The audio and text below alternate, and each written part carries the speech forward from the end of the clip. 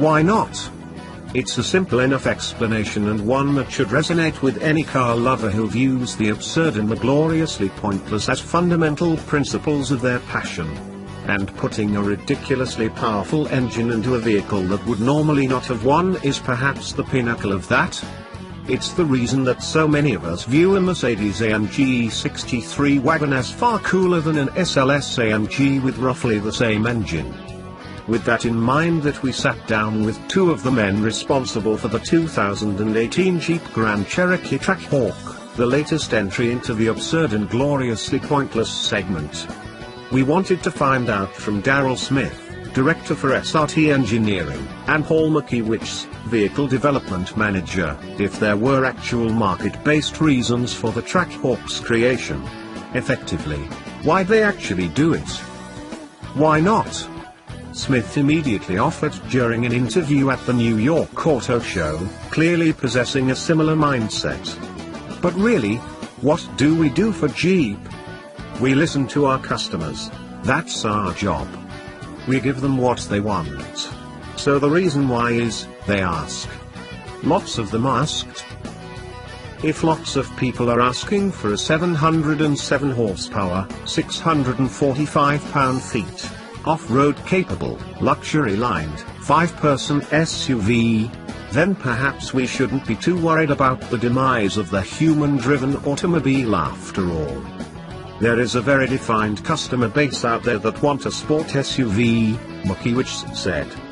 They want a sports car with the capabilities of having an SUV, of being able to tow, of being able to drive their sports car all year round. And that's what this car enables. It is ultimate performance, all year round, in any condition. If BMW, Mercedes-Benz, Porsche, and even Maserati can produce high-performance SUVs, doesn't it seem fitting that the father of all SUV brands should top them all under the hood? Of course, expanding the 6.2-liter Hellcat engine beyond the Challenger and Charger is clearly a smart business case in the current SUV-obsessed marketplace.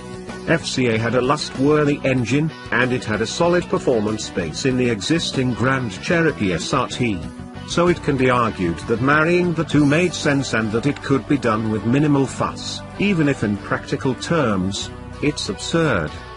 All their Grand Cherokee components were changed to accommodate the engine, not the other way around, said Makiewicz, so a customer will still be enjoying the same Hellcat glory but in a bigger, more functional vehicle. Only the exhaust manifold and front thermostat housing were changed for packaging reasons. Meanwhile, the drive shaft, half shafts and transfer case were swapped out for stronger parts to better handle the much higher torque. The 8-speed ZF transmission is also upgraded to a stronger HP 95 unit.